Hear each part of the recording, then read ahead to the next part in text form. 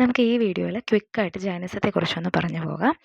Brahmanism, അതായത് Vedic ഏജിലുണ്ടായിരുന്ന animal sacrifices, അതുപോലെ തന്നെ വർണ്ണ സിസ്റ്റം, ഇനീക്വാളിറ്റി, ബ്രാഹ്മണിക്കൽ സുപ്രമസി, ഇതിൻ്റെ എല്ലാം ഭാഗമായിട്ട് തന്നെയാണ് ബുദ്ധിസം, ജൈനിസം പോലെയുള്ള പുതിയ ടൈപ്പ് ഓഫ് റിലീജിയൻസ് എല്ലാം നല്ല രീതിക്ക് പോപ്പുലറായി തുടങ്ങുന്നത്.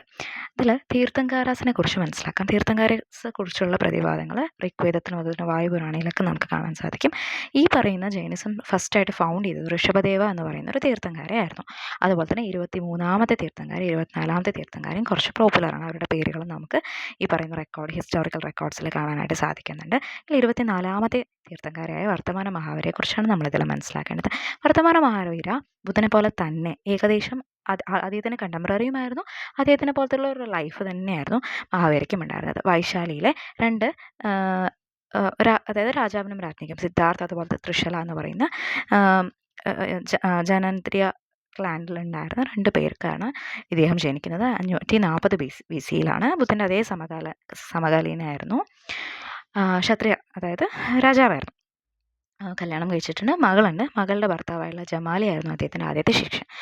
ബുദ്ധനെ പോലെ തന്നെ 30ാമത്തെ വയസ്സിൽ അദ്ദേഹവും പാലസ് വിട്ട് പുറത്തിറങ്ങുന്നു. സത്യത്തിന് വേണ്ടിയിട്ടുള്ള അന്വേഷണം തുടരുന്നു. 12 വർഷക്കാലം കാട്ടിലൂടെ ഫാസ്റ്റിങ്ങും മെഡിറ്റേഷനും എല്ലാമായിട്ട് നടക്കുന്നു. അവസാനം 42ാമത്തെ വയസ്സിൽ ബുദ്ധന് ബോധഗയയിൽ നിന്ന് ബോധജ്ഞാനം ഉണ്ടായതുപോലെ തന്നെ ഇദ്ദേഹത്തിനും ഇൻഫിനിറ്റ് നോളേജ് പ്രാബല്യത്തിൽ വരുന്നു. Like he also got this infinite knowledge. And finally 72ാമത്തെ വയസ്സിൽ അദ്ദേഹം മരിക്കുകയാണ് പാറ്റ്നയിൽ വെച്ചിട്ട്. ഇതാണ് ആളുടെ ഒരു ജീവചരിത്രം എന്ന് പറയുന്നത്. പക്ഷേ ബുദ്ധിസത്തിൽ നിന്ന് ഒരുപാട് വ്യത്യസ്തരാണ് ജൈനിസത്തിൽ ഉള്ള ആളുകൾ. ഇവർ വർണ്ണസിസ്റ്റത്തെ പറ്റിയിട്ടുള്ള ഇവരുടെ കാഴ്ചപ്പാടെന്ന് പറഞ്ഞാൽ വർണ്ണസിസ്റ്റത്തിലെ എല്ലാ കാര്യങ്ങളും, വർണ്ണ റിലീജിയനിൽ ഫോളോ ചെയ്യുന്ന എല്ലാ കാര്യങ്ങളെയും അടിമുടി വേണ്ടാന്ന് വെക്കുകയോ ഒന്നുമല്ല അവർ ചെയ്തത്. അവരതിൽ വിശ്വസിച്ചിട്ടുണ്ടായിരുന്നു. അവർ വിശ്വസിച്ചത് ശരിക്കും പറഞ്ഞാൽ ലോവർ കാസ്റ്റിലുണ്ടായിരുന്ന ആളുകൾ കഴിഞ്ഞ ജന്മത്തിൽ എന്തോ വലിയ പാപം ചെയ്തു എന്നും ഹയർ കാസ്റ്റിൽ ജനിച്ച ആളുകൾ നല്ല കാര്യങ്ങൾ ചെയ്തിട്ടുണ്ടാവാം മുൻ ജന്മങ്ങളിൽ എന്നുള്ളൊരു കൺസെപ്റ്റായിരുന്നു അവർക്കുണ്ടായിരുന്നത്. പക്ഷേ വർണ്ണസത്തിലെ പല കാര്യങ്ങളും അവർ മിറ്റിഗേറ്റ് ചെയ്യാനായിട്ട്, അതിലുണ്ടായിരുന്ന പല കാര്യങ്ങളെയും കുറച്ചു കൊണ്ടുവരാനും മിറ്റിഗേറ്റ് ചെയ്യാനും അവർ ശ്രമിച്ചിരുന്നു എന്നുള്ള സത്യമാണ്. എന്നാലും ഈ ഒരു ജാതി വ്യവസ്ഥയെ അവർ പൂർണ്ണമായിട്ടും എതിർത്തൊന്നുമില്ല. പിന്നെ വേറൊരു കാര്യം, ജൈനിസത്തിൽ ഫാമിംഗ് എന്ന് പറയുന്നൊരു സാധനം ഫോളോ ചെയ്യാൻ പോലും അവർ റെഡി ആയിരുന്നില്ല. വൈ?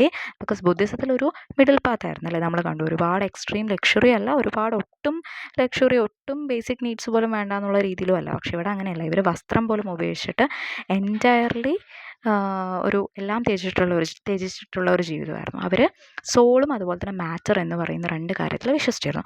സോൾ എന്ന് പറഞ്ഞാൽ ജീവ, മാറ്റർ എന്ന് പറഞ്ഞാൽ അജീവ. അതായത് എല്ലാ ഒബ്ജക്ട്സ്, കല്ലായിക്കോട്ടെ, പാറ, പുഴ, വാട്ട് എവർ, മരം, എല്ലാ ആനിമേറ്റ് ആൻഡ് ഇൻആനിമേറ്റ് എല്ലാത്തിനും സോൾ ഉണ്ട് എന്ന് വിശ്വസിച്ചു. എന്തിനേയും നമ്മൾ ഇഞ്ചുറി ചെയ്യാൻ നോക്കിക്കഴിഞ്ഞ് കഴിഞ്ഞാൽ അവർക്ക് പെയിൻ ഫെൽറ്റ് ചെയ്തു എന്നായിരുന്നു അവരുടെ ഒരു വിശ്വാസം. അതുകൊണ്ട് തന്നെ ഒരു തരത്തിലുള്ള മൃഗങ്ങളെ അല്ല, പ്ലാന്റ്സിനെ അല്ല, ആരെയും, ഈവൻ ഈ പറയുന്ന ചെറിയ പ്രാണികൾ, ഉറുമ്പ്, അങ്ങനെയുള്ള കാര്യം നമ്മളെ അറിഞ്ഞുകൊണ്ട് കൊല്ലരുത് എന്നുള്ളൊരു കൺസെപ്റ്റായിരുന്നു അവർക്ക് ഉണ്ടായിരുന്നത്. അതൊരു PYQ ആയിട്ട് ചോദിച്ചിട്ടുണ്ട്. Souls are not only the property of animals and plants but also of rock, running water and many other natural objects. Soul ഈ പറയുന്ന ജീവനില്ലാത്ത വസ്തുക്കൾക്കും ഉണ്ട് എന്ന് ഏത് റിലീജിയസ് സെക്സിലായിരുന്നു പറഞ്ഞിരുന്നത് എന്നായിരുന്നു ഒരു ചോദ്യം. അതിൻ്റെ ആൻസർ ജൈനിസമാണ്. അപ്പോൾ അവർ മെയിനായിട്ട് 3 ത്രിരത്ന എന്ന് പറയുന്ന കാര്യങ്ങളിൽ വിശ്വസിച്ചിരുന്നു. ശരിയായ വിശ്വാസം, ശരിയായ അറിവ്, ശരിയായ ആക്ഷൻ.